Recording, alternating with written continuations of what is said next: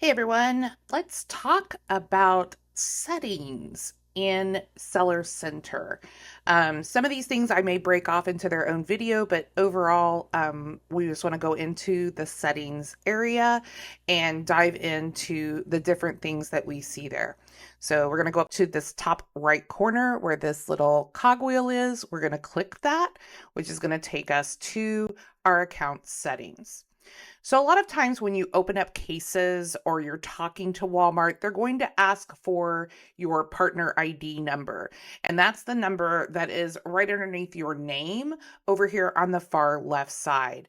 There is a little copy icon next to it, so you can just quickly copy that and copy it over into your cases or when somebody asks for that information. So that's just kind of a little helpful thing here. Also, at the top, if you ever need to change your phone number or your email address, those items are up here at the top, and you can just quickly do that through editing right there. Okay, so over on the left, the first thing that we're seeing is the profile page. So that's the page that we're on when we actually go into settings. But then let's kind of walk down the different elements here within the account settings of your partner information. So the first one is notification settings. And notification settings are basically asking you what are the kinds of things that what you want Walmart to basically ping you either through an email or a text message or on Seller Center. You know, how do you want to receive that information and what kind of frequency do you want when you get that information? So the first box here is Success Hub.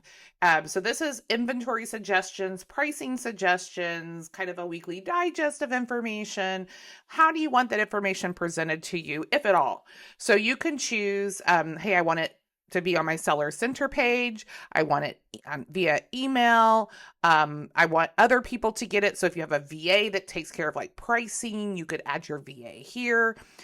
If I do say that, hey, I want it on Seller Center or I want it via email, then that gets activated and those pieces of information will start flowing into you. The next section is around growth opportunities. And again, this is the growth opportunities for Walmart are, in their opinion, things to help you grow your business, whether that be, hey, we need more of this inventory because you're sold out, or here are some items we think that are similar to other items that you sell that would do well. Um, I would say, like, you can investigate those things. I personally haven't found a ton of value in them yet. But obviously, Walmart is evolving and growing. A lot of the reason why I'm not interested in those is I don't have access to those at a price point that makes sense.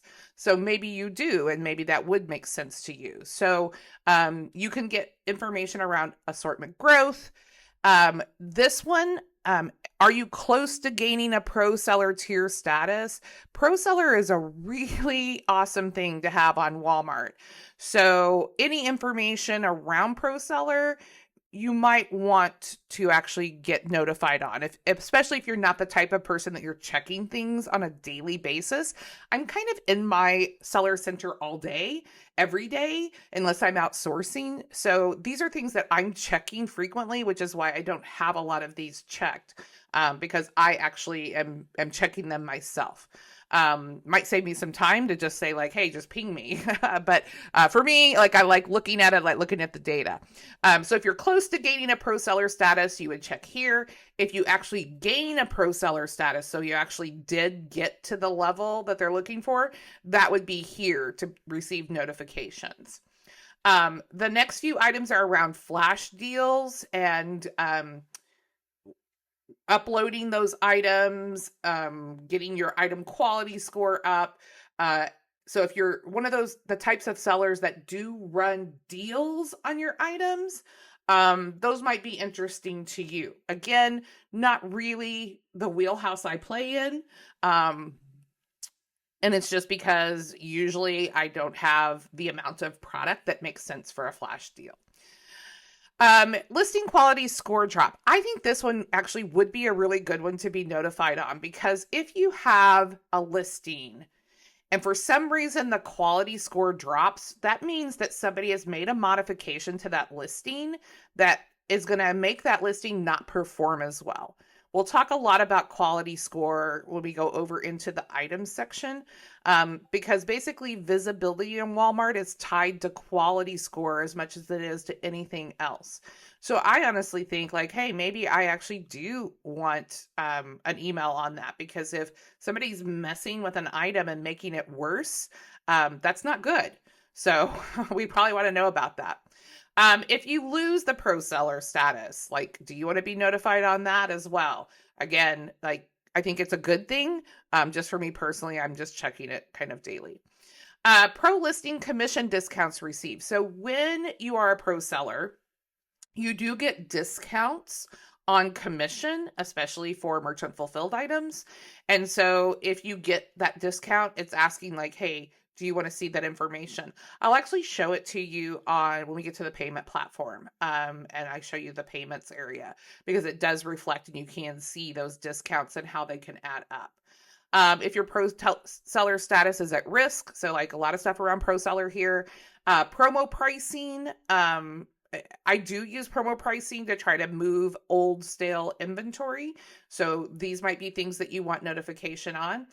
Review Accelerator. This is a way to get additional reviews on products. Really important if you're private label, or if maybe you have exclusivity to certain items.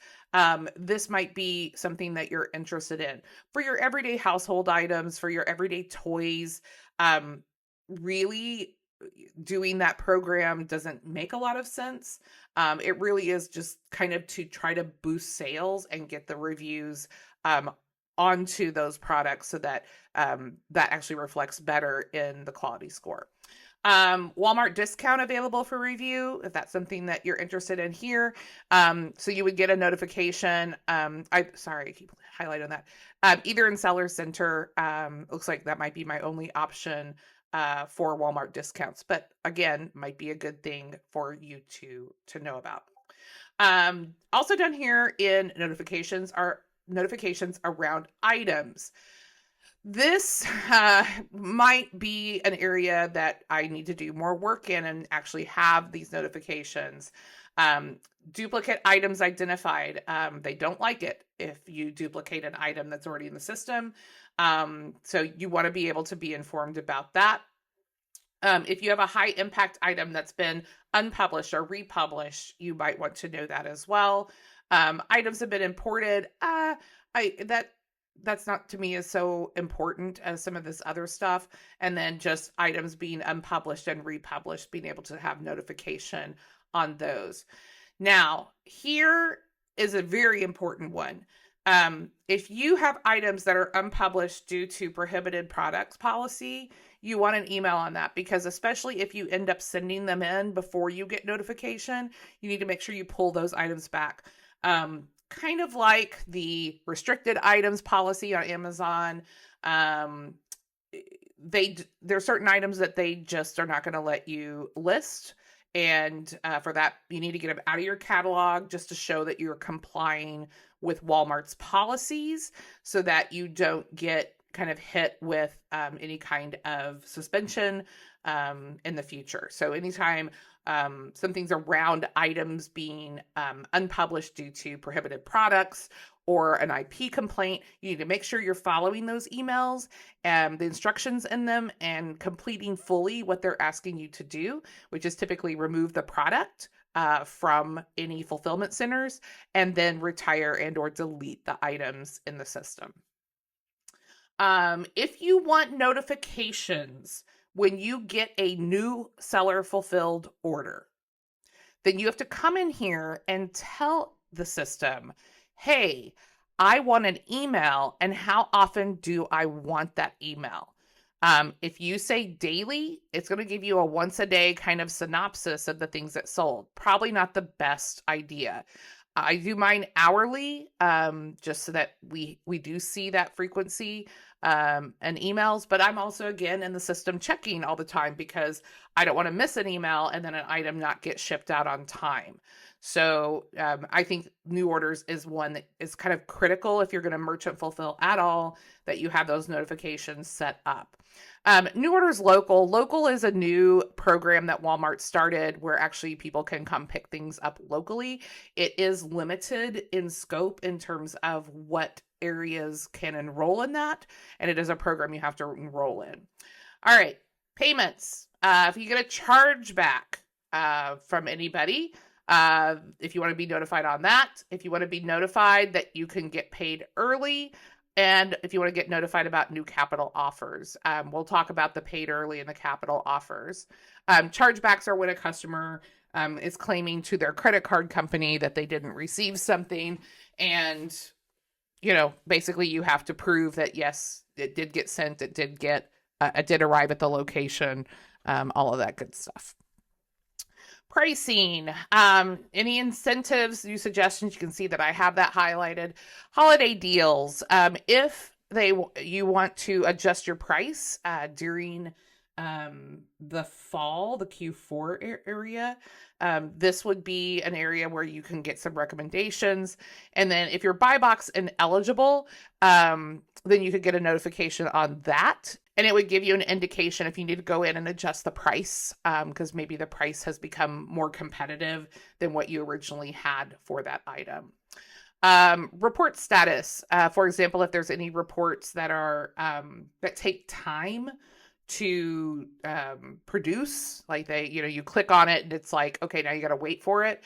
This would be where you get an email or notification in Seller Center that the report is ready.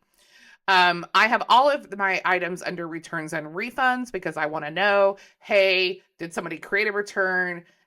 Did they get a refund issued from Walmart? Was the item actually delivered back to me? I want notification on all of those things. Search engine marketing we'll talk about in the advertising section. I do use SEM more than I use pay-per-click. So we'll talk about that and why. But yeah, all of that information here. Any kind of sales rewards, selling and listing limits, especially as new sellers, this does hit you guys, I think, more frequently than it does established sellers. But if you end up ramping up rapidly, Walmart will kind of put a pause on you and say like, whoa, hey, we need to make sure you're legit, make sure you're shipping your items out. So like, we're going to put a pause on things. And you have to wait like 5 days or something like that. So if you hit your selling limits, you want to make sure you get an email. Otherwise, you're going to be very confused as to why all of a sudden you're not having any sales.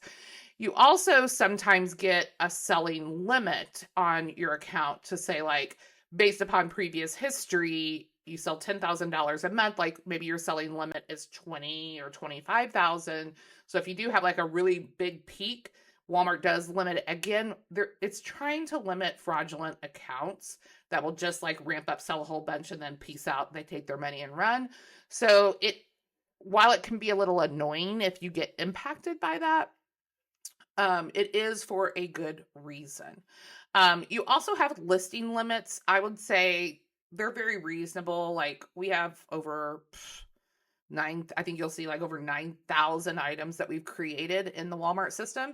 And we are nowhere close to our listing limit. So the more you list, like they raise those limits over time.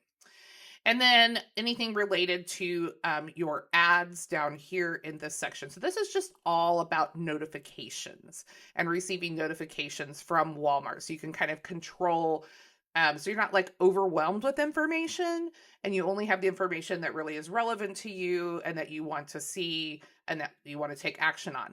You could enable all of these things, and then as you start seeing what gets sent to you, you could back off and take some of them off. Either way you want to go, it's your decision. Next under account is language settings. Mine is in English, but you can change that to Chinese. That's the only two options under language. Account Hub is becoming increasingly more important. Here under Account Hub, you'll see that performance. That's the same thing that we saw back in Seller Center in the overview. You'll also see the Inform Act and the due date for that.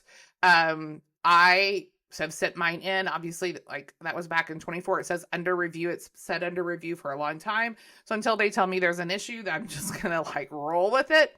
But this is the new section that is really hitting people kind of sideways on a lot of things, and that's children product certificates. So if you're not familiar with what a children's product certificate is, any product that is manufactured for children under the age of 12 is required to undergo testing for chemicals, and then just for safety.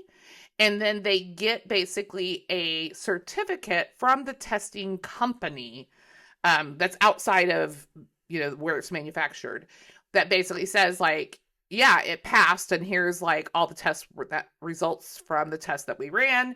It usually contains pictures of the item, UPC, part numbers, all of that good stuff. It says where the testing was done, and that children's product certificate is legally required for anyone who sells the product.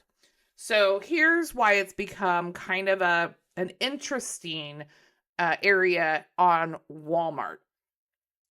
So on Amazon only requires one seller to submit a children's product certificate.